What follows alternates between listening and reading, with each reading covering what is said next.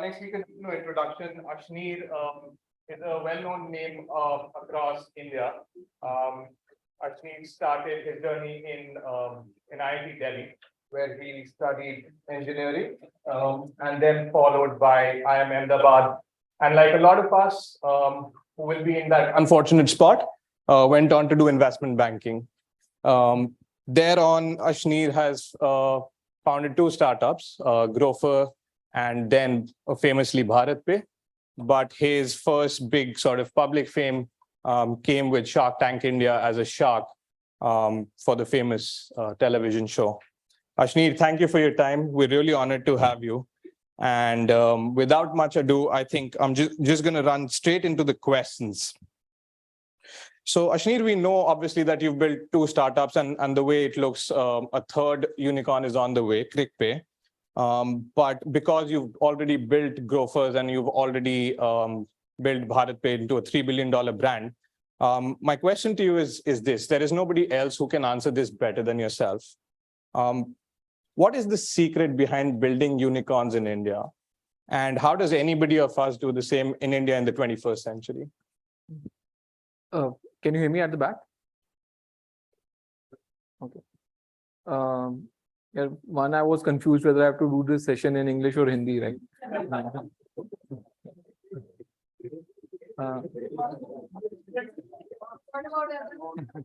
I explicitly asked Ashneer to do it in English, but if there's enough demand, we'll do it in Hindi, and if we'll switch between the two languages, right?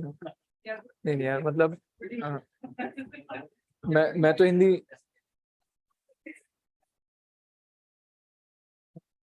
मैं तो हिंदी में कर लूंगा, ये बुरा मान जाएंगे बाकी लोग.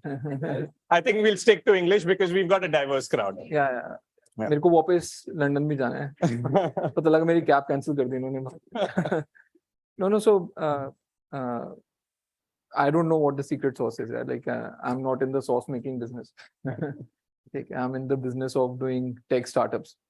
If you look at statistics, right, it puts me in a very small group of people, because globally, if you end up making one unicorn, right, you would be among 1,000 people who would have ever created a unicorn in the world. If you look at India, there are 106 unicorns, right? So it makes you one out of those 100 people. But unfortunately, what happened with me was I was part of Grofers initially as the core team, and then ended up making BharatPe. And after I left, Grofers became a unicorn. And then BharatPe, of course, became a $3 billion company. So it puts me among top like 15, 20 people in the world who have been part of $2 billion tech startups, right? Let's put it like that. I'm not saying good place to be, bad place to be, no judgment, no patting my back, but that's what it is, right? So people think I have, therefore, some formula, right? Now you are all students of statistics and science, right?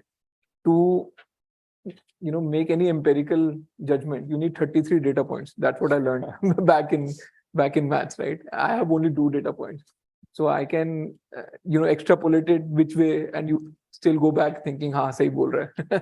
But that's not what I am here for. But I think one thing is for sure in India is it's a great time to be a businessman, right? Because traditionally, most of the businesses which have got built have been businesses which were reliant on some sort of license from the government to be in the business, right?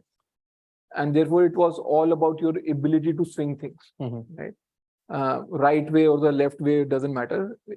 How you got the license and how many licenses you got would determine how big a businessman you became, right? But India now is very, very different. It is more about what the consumer wants, right? Where the demand is and who can supply, right? And especially in technology, touchwood, there is no license as yet, right? I'm not saying it will not come or it's not started coming in certain sectors. For example, fintech will always be regulated, right? It's super regulated as compared to the other places. But simply put, if you want to do food delivery, for example, right, it's an open market. You put up a good app, you have good logistics, and if people want to use your app, you are in business. So it's a great time to do in business in India, because if you know technology, there's a huge market out there. There are more people using data than anywhere else in the world, right? Asking for Wi-Fi password is such an alien concept for me, right? And it's pretty normal here, right? Like I was in Europe for a couple of weeks, and we would go into a restaurant and ask, can you give me the Wi-Fi password? And they will give you the password, or they'll have a scanner. In India, no one asks for password, right? Like everyone has data, unlimited data, right? Like, what am I going to do with Wi-Fi? My 5G or 4G connection is much better speed. So it's a very cusp point where, people have smartphones and people have internet access for the first time on the smartphone. And therefore, there's an ability to reach directly to the consumer, right? And that's what people like me are now doing. And when you start doing that, right, and we don't have the license system, what you realize is the businesses become huge very fast. Right? So I'll give you an example. For example, I founded Bharat Pay in June 2018. I put my first QR out in August 18, right? And first day would have been what, 40 transactions or 40 transactions happening across all the merchants where I put my QR. When I left 3.5 years later, I was doing 9 million transactions a day. Right? Now think about it, 1,000 days roughly, or 1,200 days. In 1,200 days, you've gone from doing 40 transactions a day to 9 million transactions a day, right? So technology is making it exponential growth, right? And that's why these crazy valuation numbers, right? Now, I'm not saying these valuation numbers are justified by any measure of profit, but as far as the scale and the reach and the network you can create, it's amazing, right? So I fundamentally believe it's a great time to be a tech entrepreneur in India, right? We are seeing adoption like nowhere else. Yeah.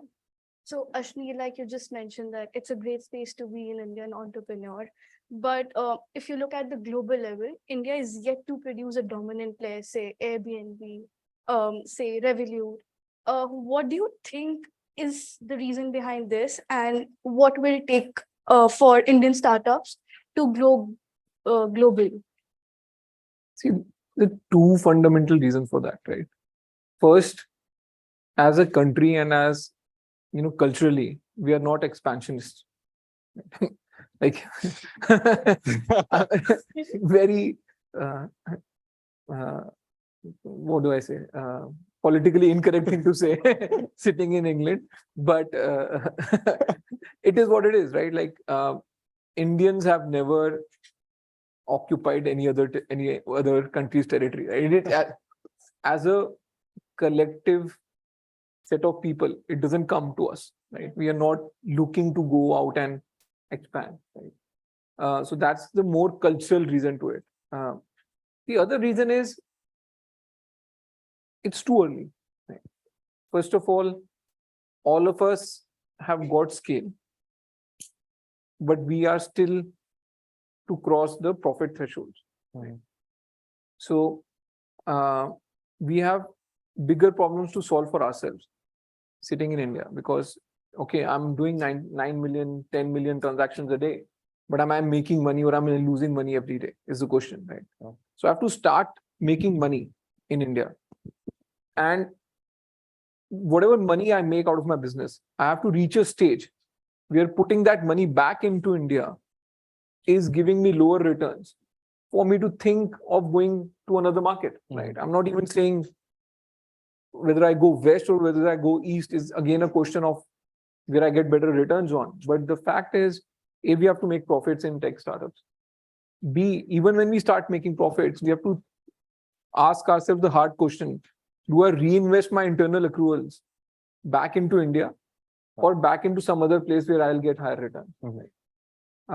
So I don't see any Indian tech startup, therefore, going global too soon, right? Because any problem you pick, you've got at least 400 million people to whom you can address that problem, right? So until unless you've satiated that market, would you start thinking, saying, where is my big other big market? Yeah. So it's and anyone who has ever even tried going global, it's come at as a cost of huge distraction, right? Classic case is Oyo. Yeah. Right? Another was Ola. We started thinking Ola will go abroad and Oyo will go abroad, and Zomato, for that matter, went abroad for a bit. Never worked out, right? So I think don't count on that. I think as Indians, what we should be happy about is a few global companies being headed by Indians. And we can pat our back saying, "Dekho, hum raj kar rahe hain duniya pe." But yeah, not happening anytime soon. But And if you were to get an opportunity to scale QuickPay at the global level, would you? Because I read that you love it. No, I won't. See, I'll tell you. I've so let me tell you my relationship with outside India. Right? I've just studied 1 year in France, where I went on an exchange program from IIT Delhi. Never worked outside, never earned a penny outside India.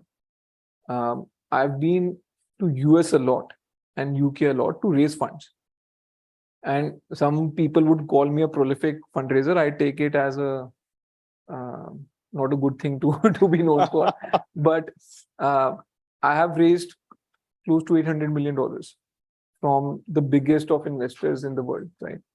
Right from like the Sequoias, the SoftBanks, Tiger. I think I've raised money from everyone, right? I'm from a fundraising, I've reached my TAM. I think I only have the Saudis to go to now.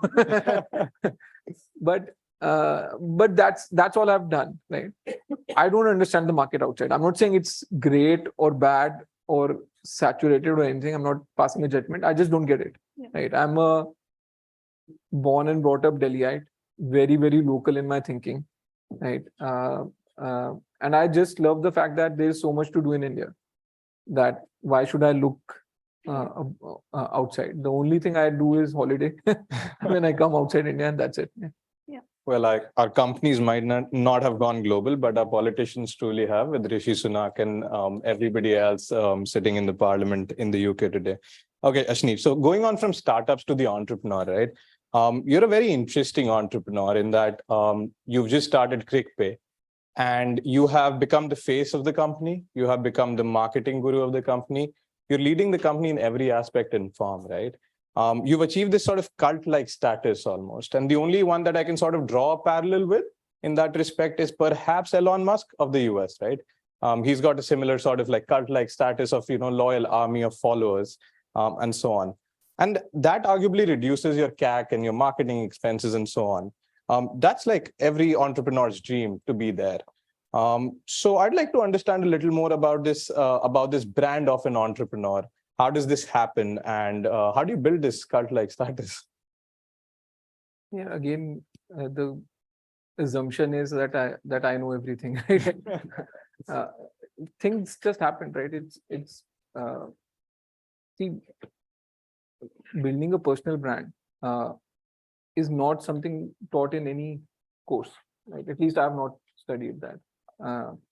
Yes, you study marketing, but in marketing, they're still teaching you Kotler, right? I'm assuming you would be reading that as well. 4 Ps, 5 Ps, I don't know what shit goes there, right? But as far as building a personal brand goes, right? It's a very organic process. See, you can try to be whatever you want to be. Okay. Doesn't mean the people will like it. Mm-hmm. Okay. So at different periods of time, people get attracted to different things. I got popularity when I went on Shark Tank.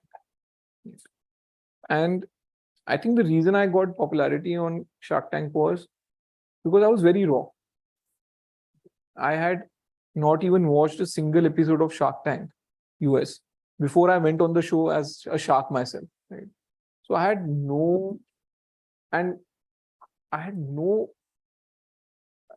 concept of how I was supposed to behave, right? I still do not know the name of any sharks outside India. Right? If you tell me this guy was a shark in this season, I would probably nod my head, right, without knowing whether he was or not. So I was very, very raw, and somewhere that rawness appealed to the people, and therefore I became literally overnight, became famous. And then in the next season, I was not on the show. I became even more popular, which beats me, right? Like there were 5 people coming on TV at the same time. I was not there, right? And these people, my followers were increasing on social media, right? On Google search, right? And now we have data, thankfully, so it's not about what I want to say. On Google search, the search on me individually was more than all the other 6 sharks combined. Beats me, right? Like absolutely beats me, because I was not on the show.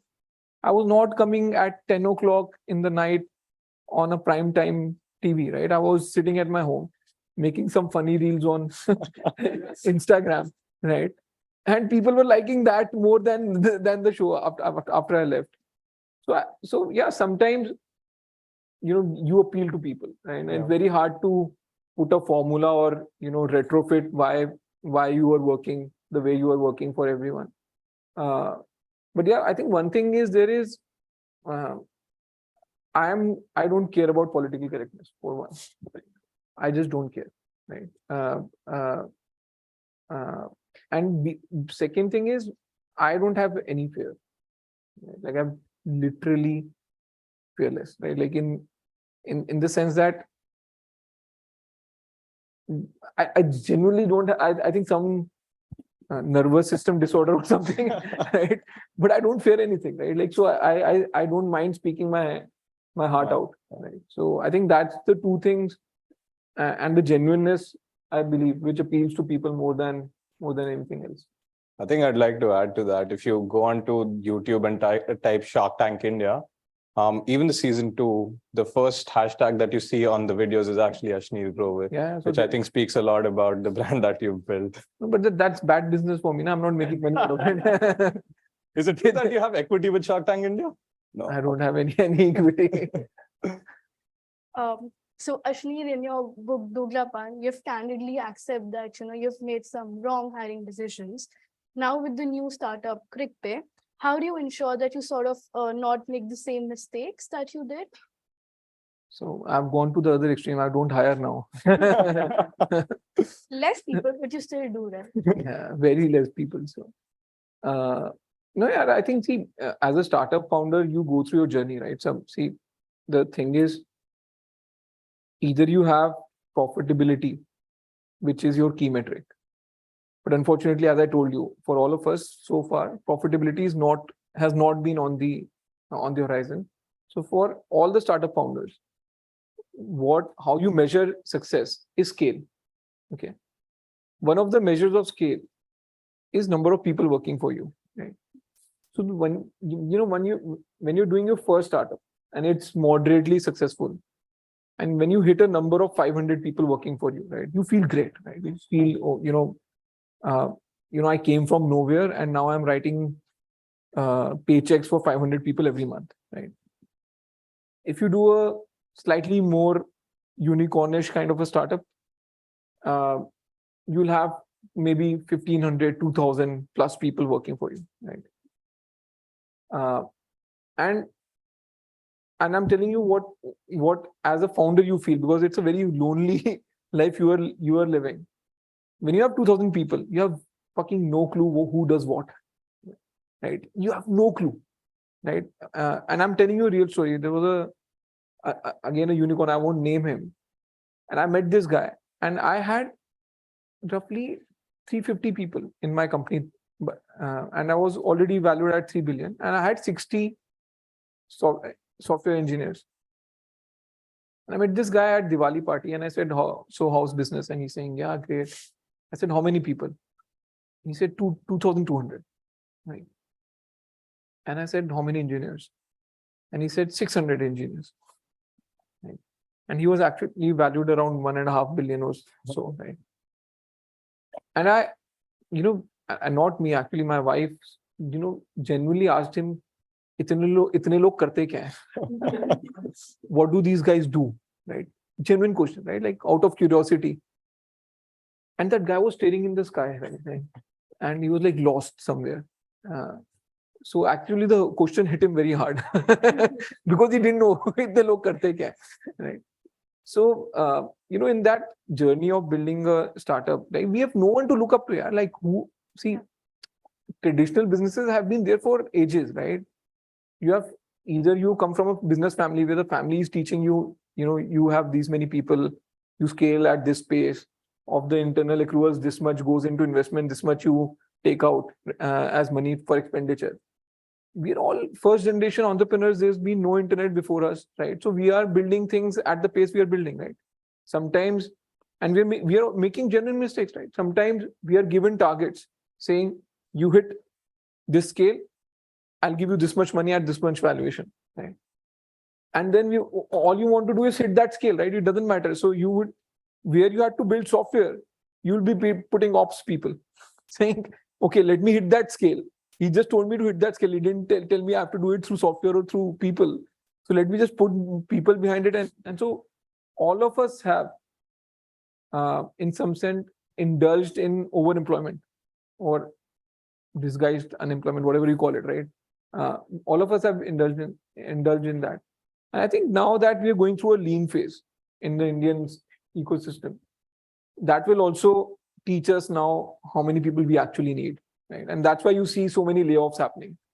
The sad part is it's always extreme. You're hiring in extreme and you're then laying off in extreme.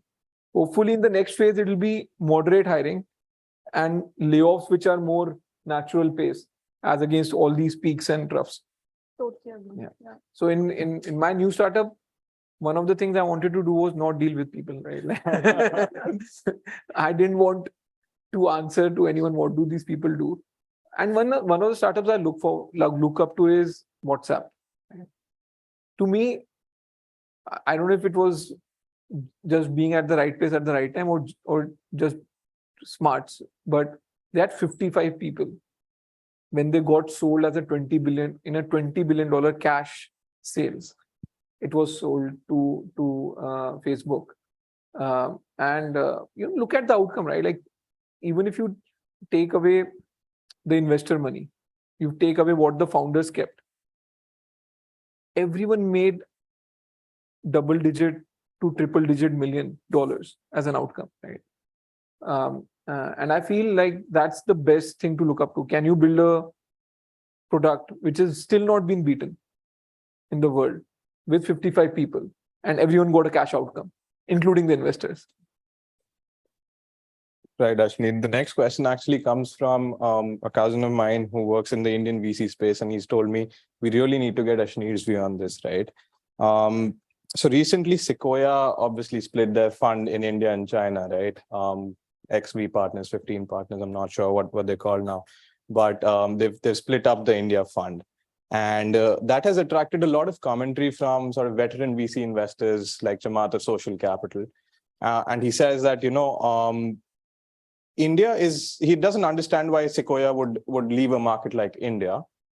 China is largely uninvestable, so he gets it. He also says that the Chinese leadership in Sequoia is very strong. There's a gentleman, Mr. Sheng, who runs the show. But he's not sure about the India story over there. He says that he's not sure if the India Sequoia leadership is sort of capable to do the same. So I would love to know, because Sequoia has been an investor in BharatPe, you've dealt with them very closely. What do you make of this spin-off, and why do you think that happened? And any comments, like what do you make of Chamath's comments? Yeah, I could give you a very honest answer, but I'll have a... Let's get the honest answer. If you're going to indemnify me for the High Court case which will happen tomorrow, कुछ नहीं होने वाला यार. मैंने बहुत lawyer in the house है मेरे पास. I literally have lawyers sitting in my house.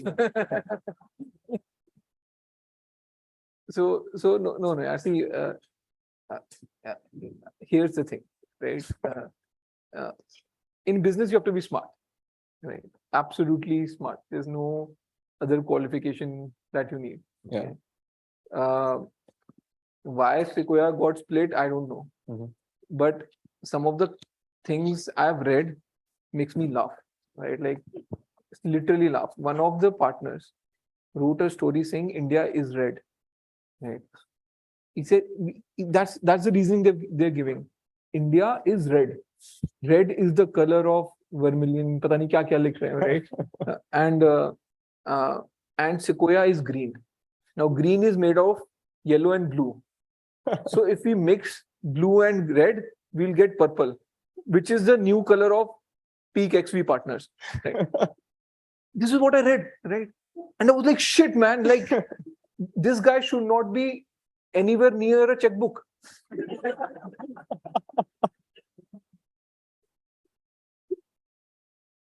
I'm not kidding you.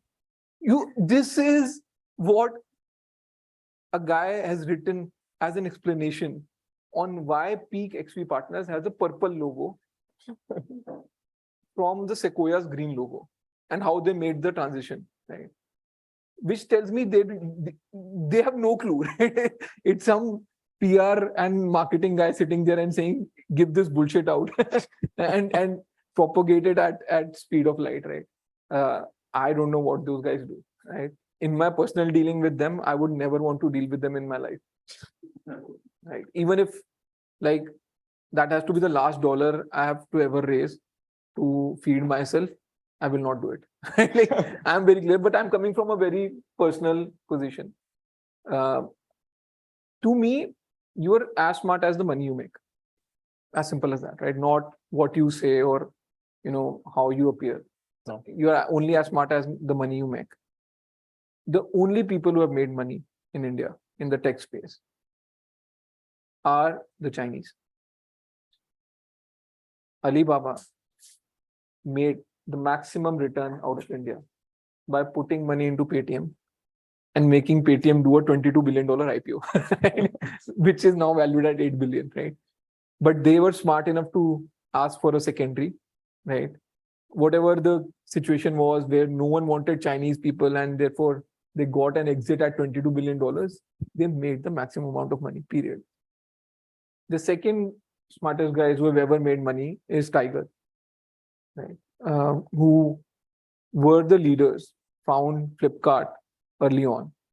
And when Flipkart got sold for $16 billion, they made their pound of flesh.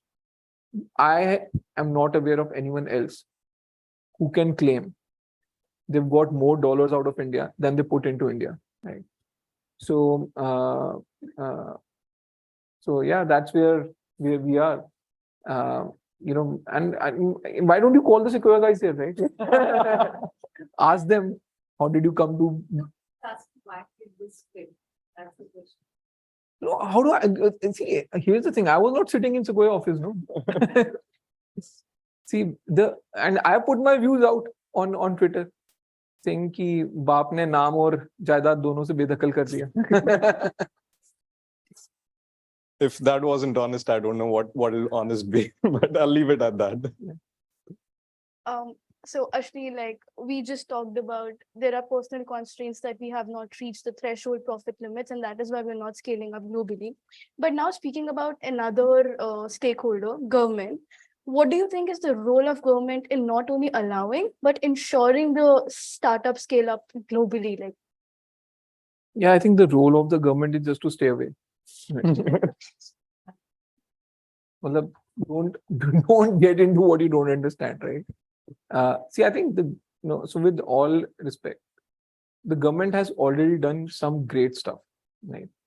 And when I say government, I actually mean Nandan Nilekani, right? Literally, like one guy, right, who has done great stuff. So he built the architecture for UPI. UPI is world beating, right? Like I have not seen a better tech come out of any other country, right? The number of transactions happening in India, digital transactions, is already the highest in the world, and it will keep growing. And it's such a beautiful system that The core is operated by NPCI, right, which is semi-government in some sense.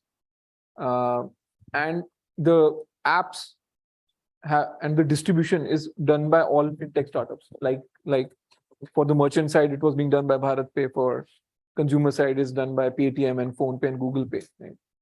And actually, in India, and I'm not saying it as a matter of right, but you can actually forget your wallet at home.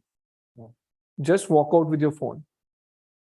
Go to another city, come back without worrying about anything, right? You have the DigiLocker where your digital ID is saved, right?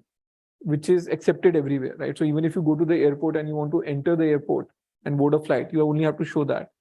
You've got a Digi Yatra app where you don't even have to wait at the airport. You simply scan Digi Yatra, it picks up your face, matches it with the face on the ID, and lets you go through, right?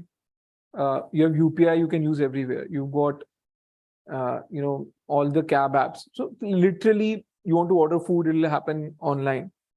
You can live without touching cash in India, literally. Of course, you need to have balance in your bank, right? Some people are still working on that. Yeah, I mean, I was working on that because I like credit a lot. So I just wanted to give credit as well. But it will come eventually. So the government has already done the fundamental thing of putting the highways, right? So whether it is Aadhaar-based, authentication, or whether it is UPI, or whether it's account aggregator framework. Account aggregator, people are not able to explain, but it's very simply, you don't have to give PDF or print of your bank account. In a verified manner, your bank account statement can go to a service provider where he's sure you have not fudged it because it's not come from you, it's come from the bank, from the source, right? Which is again great for giving credit, right? Where you can always claim I earn so much, right? But your bank account statement doesn't say so. But if you know the bank account statement, you don't even need to ask the guy how much you earn. So now the government's business is to just stay out of it, right? Not get too involved, right? Because there's a very thin line between what you think is governance and what is interference. Yeah. Right. And the moment there is interference and therefore harassment which happens of the tech ecosystem, people will run away.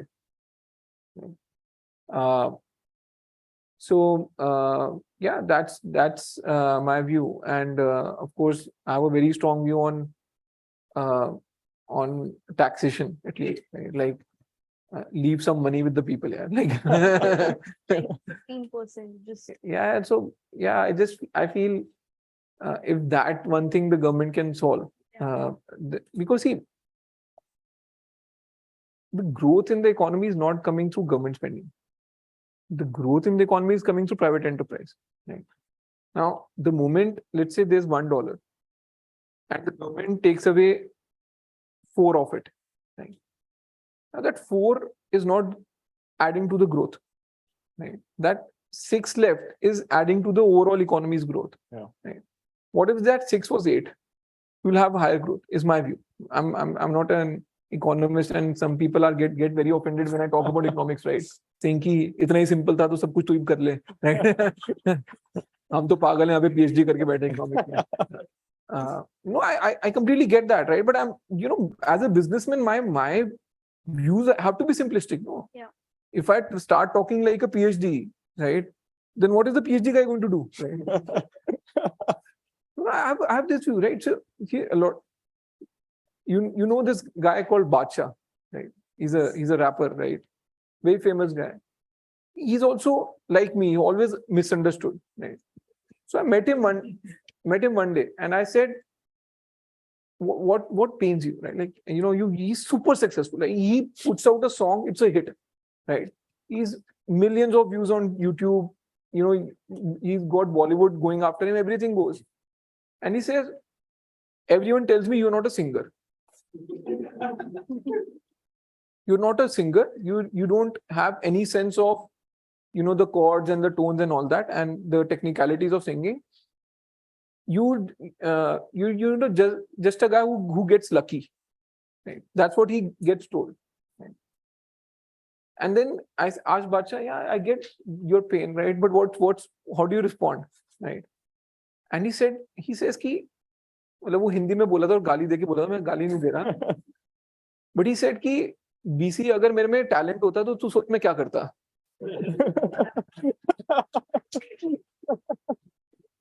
मतलब अभी तो मेरे में talent नहीं है तो मैंने फोड़ रखी है, ठीक है.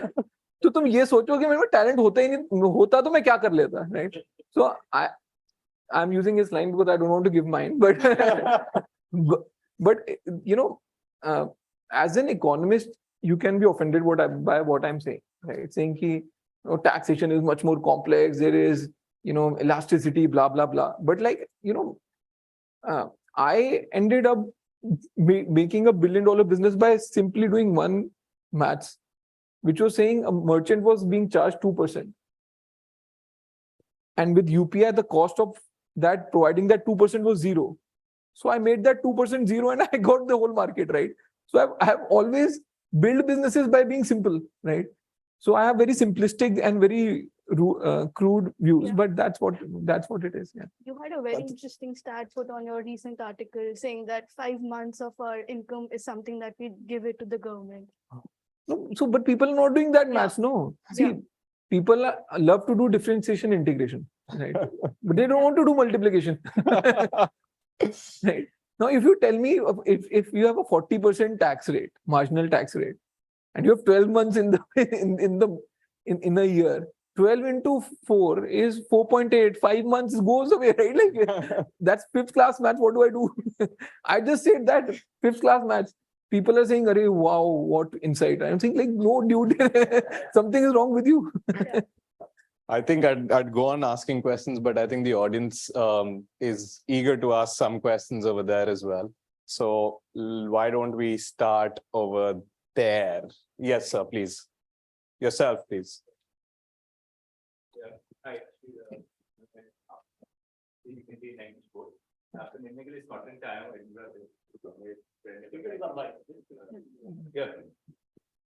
Hello. Yeah.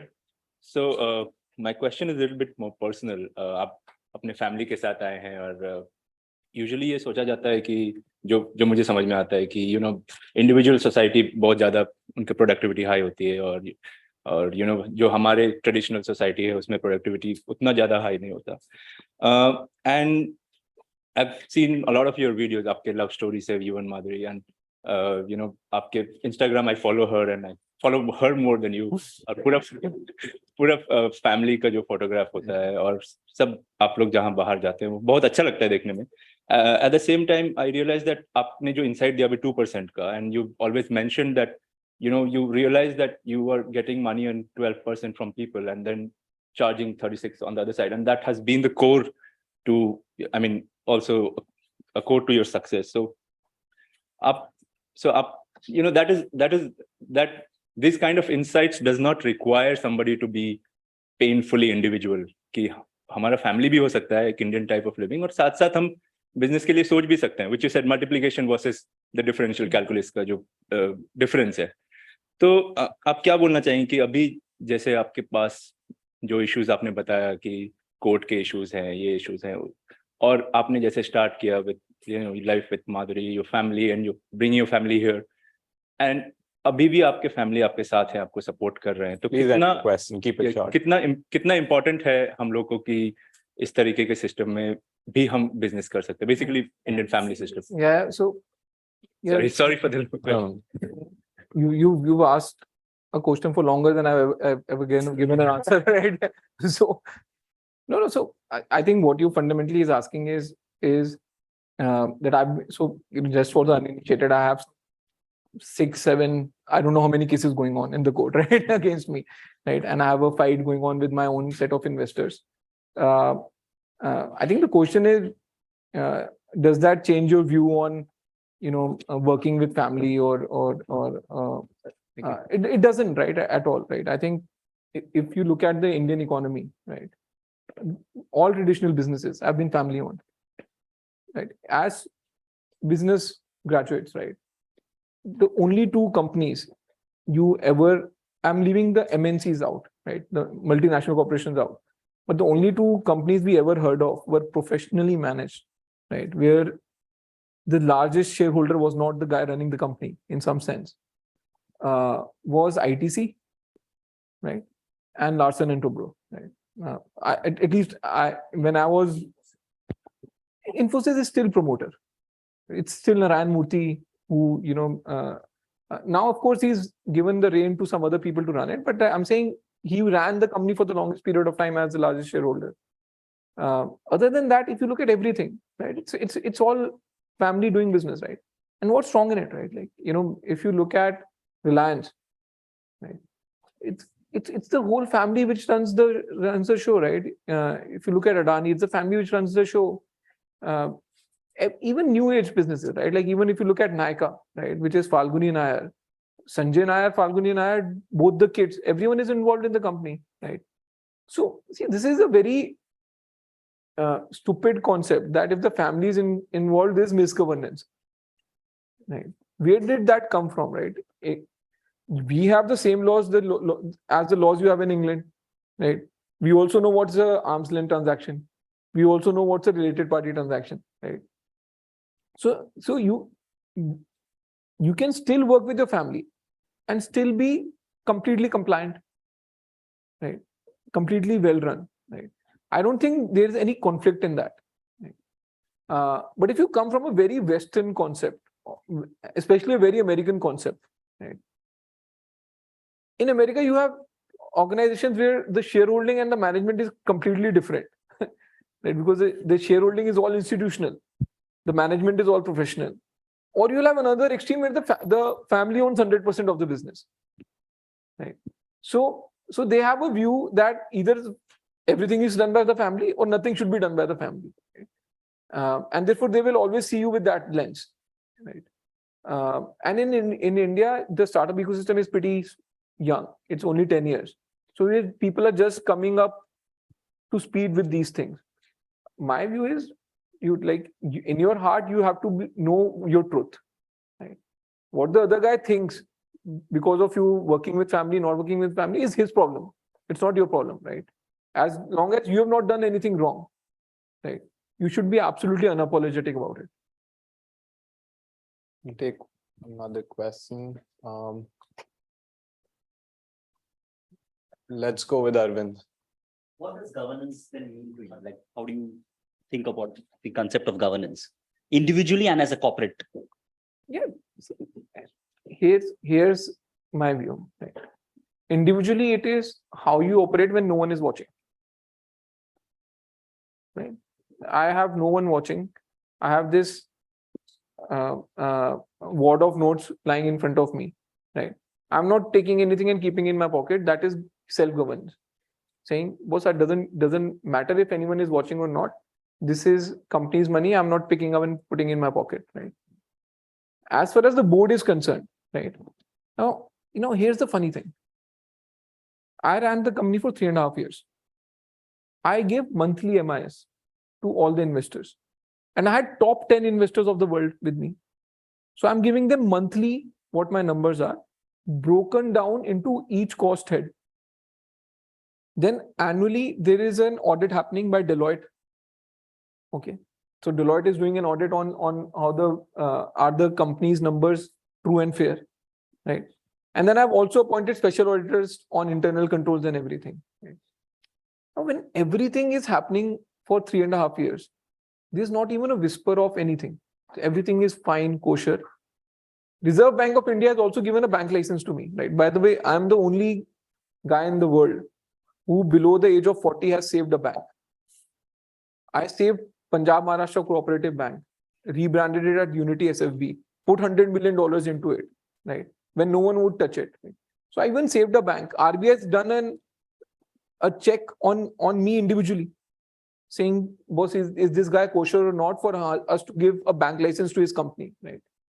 All of this happens, nothing, like this is absolutely perfect. All of a sudden, I'm asked to leave.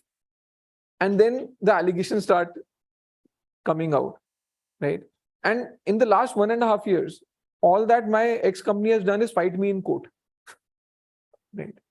You tell me one company that you know where $12 million have been spent on lawyers and auditors to fight the ex-founder.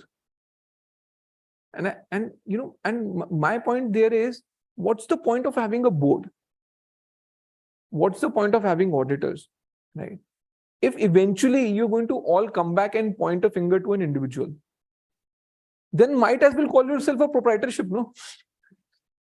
What was I running? Was I running a limited liability company, which is owned 10% by me, 90% by other people, has a genuine board on top, has genuine auditors on top.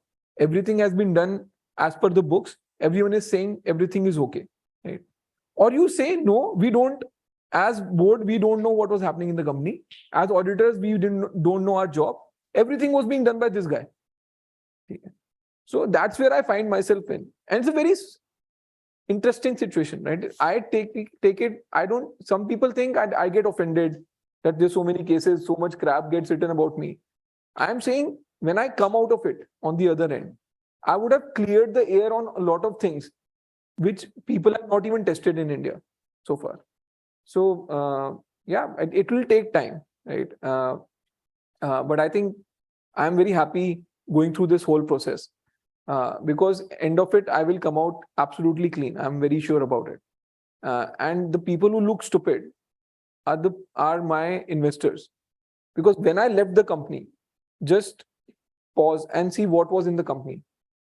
I left you a business which was doing 9 million transactions a day.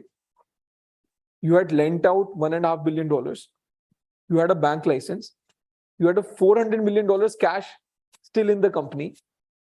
And I had 14 CXOs hired from the market. Now you had two paths to choose. Either you could build the business from there, right? Or if you were not able to build the business from there, come back and say, we were busy fighting this guy, right? And they chose the easier path, saying, was business बनाना तो बड़ा मुश्किल है यार, मतलब बना तो यही रहा था, ठीक है, but हम accept तो कर नहीं सकते कि ये business बना रहा था. So let's make him the fall guy and say कि अरे we were fighting him in court and all, right? What have you done? Like, I mean, even if you to start a business today, and I would tell you, I will give you a team, $400 million. Even if you have no idea what to do, you will figure something out, yaar. Saying कि boss सब कुछ छोड़ दे यार, 500 बंदे हैं, $400 million है, ठीक है, and clean slate है कि what do I want to do next, right? You'll still be able to make something, yaar. How can you destroy that? And I give you a bank license. The only fintech in India which has a bank license is Bharat Pay. Only fintech, right? You're not able to build on that, then what do? You have to save your face. The easiest thing to say is, ये चोर था, हम तो इसको लड़ रहे हैं, हमारी पूरी एनर्जी उसमें जा रही है. Right. All right, Ashneer, I think we're towards the close of the session, but I will take the liberty to ask Mr. Ashneer one more question, and we'll keep it very light. But you've not shied away from saying that you want to become a neta at some point, or can become a neta, right? You have not shied away from saying that politics is not something that you deny coming into. Now, we have political representatives from all three major parties in this hall today, the BJP, the Aam Aadmi Party, the Congress. Yes. So I want to hear from you, if you had to choose a political party to join, I'll get my back. Where would you land? And is there any political neta right now in the country, perhaps globally, that you sort of look up to or you think is iconic? So yeah, interesting question, right? So here's my view. Why do you have to be apologetic for joining politics? A, you do not need any qualification. Now, I'm not being sarcastic. I'm being funny, but not sarcastic. But you don't need any qualification. And you've got it still. Yeah. I'm saying you can even discard my qualification for a minute, right? But see, the reason I want to get into politics is pretty simple. I've seen so much politics in business, right, that I'm bored of business now. So I have to do something bigger, right, which still stimulates my brain cells, right, enough. And my view is that, see, very rarely all of us get stuck with what we get famous with or what becomes the core of us. Right? Mhm. Let's say if you are in a great job, right? Your eventual peak is to become the CEO. Mhm. So till you become the CEO and you've been the CEO for 4-5 years, till the time board says, you're too old now, like get out. You want to be there. So you not think about politics. If in your business, right? You are in your business as a manager as well, not only as a shareholder. So you don't want to be on either side of politics because you don't want some other political party to come and screw up what you have built for so many years. So you will try to appease all the sides. Right? Now, I find myself in a very unique situation where I am popular, right? Have brains, or so I think, right? I appeal to people, right? I have the capability to deliver, and I don't have any liabilities in terms of saying set of investors saying no, we told you to build this business, you keep building this business until unless you build this to this level, you can't step out, right? So I have none of those liabilities. Now think of it this way: from this position, if I don't get into politics, when would I get into politics? When I become unpopular. See, because you have to get to that popularity, you have done the hard work, right? I've gone to the IITs, I've gone to the IIMs, I've worked in banks for 9 years, I've saved a bank, built 2 unicorns, gone on a show, made it famous, wrote a book, the most popular book ever, right? I'm making a movie on it as well, right? I have to get into politics. There's no other option, right? I mean, what do I do after this? Either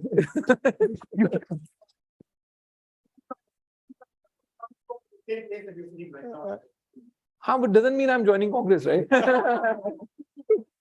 No, so now coming back to the question, which party? Mhm. Right. Now let me say that's $1 billion question, not $1 million question. Yeah, decide करेंगे कि कौन सी party करनी है. I think, as I told you, as a businessman, you have to be smart, right? Not stuck to things. And my belief is you have to get to power. Right. I'm not saying BJP is coming to power or AAP is coming to power or Congress is coming to power. I'm saying you can't be a politician waiting on the sidelines to get to power one day. Yeah. Right. That's the long trodden path. I'm a businessman. I don't have that kind of patience. Right. I want to work with a party who gives me a good seat, good platform, sees what I can get to them. Right. Because it's not just saying कि, okay, I don't know, like 500 कुछ seat हैं लोकसभा में, मेरे को एक seat दे दो, मैं वहां से जीत जाऊंगा. Then you are not utilizing me, right? Then I'm just getting what I'm fighting for, right? You can utilize me saying, can we put him as a candidate from one constituency, and he swings the votes in other constituencies, right? So yeah, we'll see. I'm not opening my cards. Any leaders that you look up to? Yeah, see, Donald Trump.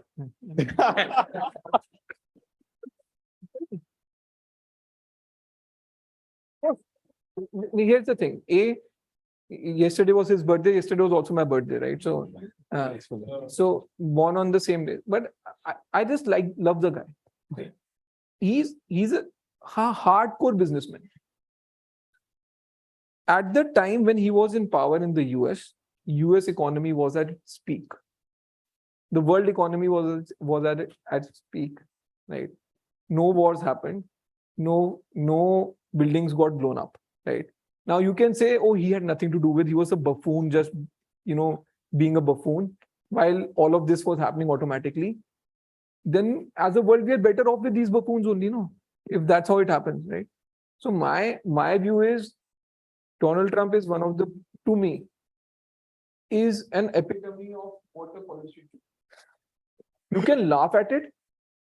I can give you empirical data. The value created in the global economy under him, while he was the US president, has been the highest. That period was the safest period for people. And it's just that, like, when you're too good a guy, you get misunderstood. On that note, I have to, we run out of time. I think we've got the headlines for tomorrow morning. Ashneer Grover says Donald Trump is the best politician out there. And we'll close on that note. Thank you so much, Ashneer, for your time.